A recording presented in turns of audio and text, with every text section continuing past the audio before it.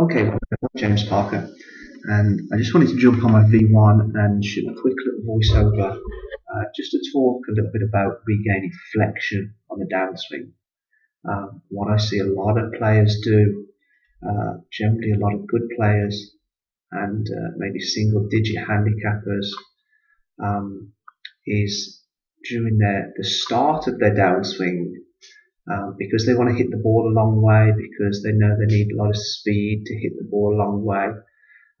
They're generally not as patient as they should be during the start of their downswing. So what I mean by that is, if we draw a line here from the touch line, the line which the backside is touching, if you like, and the line just resting against the forehead, what I've seen a lot of players is, as they start the downswing, their hips come away from that line, their forehead comes away from that line, which makes their spine extend too soon, which obviously loses their inclination to the ground. That throws a whole spanner in the works with regards to externally rotating this right arm and actually getting it in a good position coming down. So a little drill that I practice is simply, as I come down, I'm feeling as though my backside is pushing behind that line.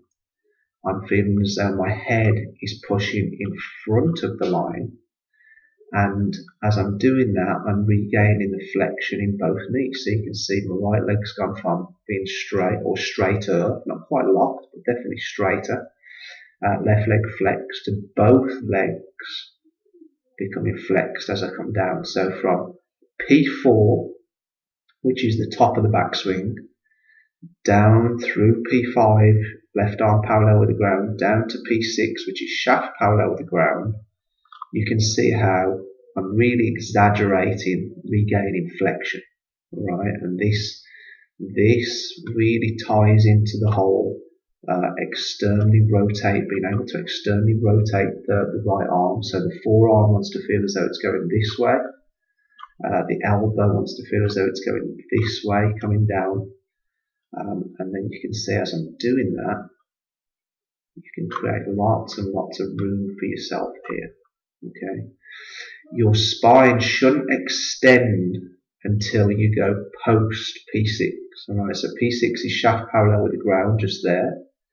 So you can see as I'm coming down, I'm not extending my body until after P6. I'm coming down to there, then I'm extending my spine. And with good extension of the spine past P6, you can see that right shoulder is nice and low.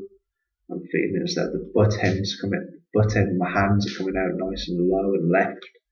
And then I can just recock my wrists as I finish. Alright. So that's the drill. And what it helps me do, what it's going to help you do as well, is going to stop that early extension. Alright. So if we draw a line here, we draw a line there where our touch line is. You can see as I'm going back, we want to tilt, turn, and extend to go to the top. Okay, and then as right leg's flat, right leg straightened, should I say? Let's go back a little bit. You see how the right leg's straightened, left leg's flexed. Well, the key to regaining flexion as we come down is to allow both knees to then regain their flexion. Right there.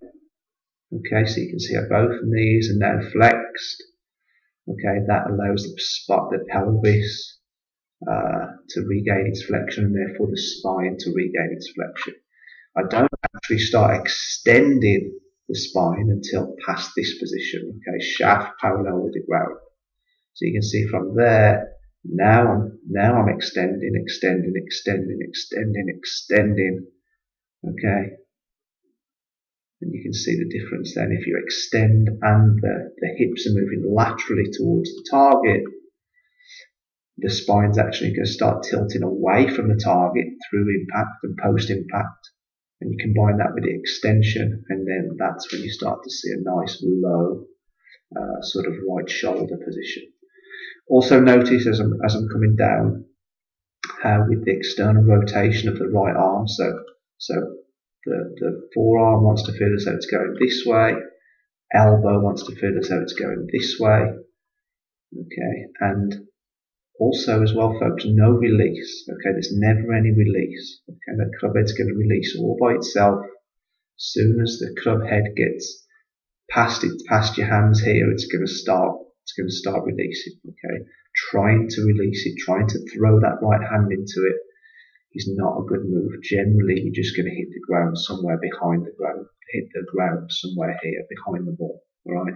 Or you're going to lift up too soon because you sense it and you're going to thin it. Right? So no release. Don't try and release the club.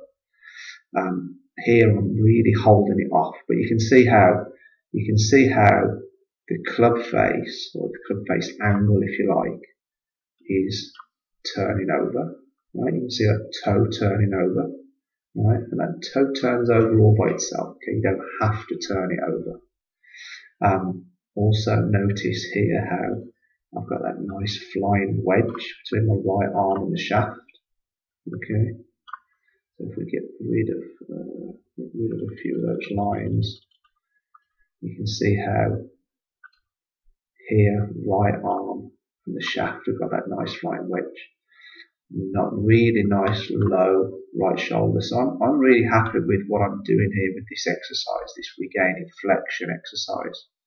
Okay, and it's all really to do with the knees. If you can regain that knee flex coming down and be patient with it, right, you're going to keep your inclination to the ground, and then just before impact, then you can extend, then you can start straightening your legs and springing up off the ground, okay, which extends the spine. And then you can see I'm still holding it off. It's not a full swing as I'm practicing this, just through to P8, which is right arm and shaft parallel with the ground. And then the butt end of the club, or the handle, comes out nice and low underneath the left shoulder. Okay, guys, so I hope that explains how to regain flexion and why it's important. Generally what I see, just quickly once again, generally what I see a lot of is the hips coming forward this way, the head coming this way during the downswing, spine getting too tall, therefore losing your inclination to the ground. Your arms have to do something different, your hands have to do something different to try and time it up. So try and sit, try and squat, and that's what you see all the best players do during their downswing. They get in this sitting position, they squat with their knees, they push down off the ground to then push up off the ground, use the ground as leverage. And if you can kind of be patient coming down to there, then push up, then you can see how you can extend and tilt away from the target as well. Alright guys, if you have any questions or comments, please leave them below if you're watching this on YouTube or my blog, and I'll get to them when I can. Thanks.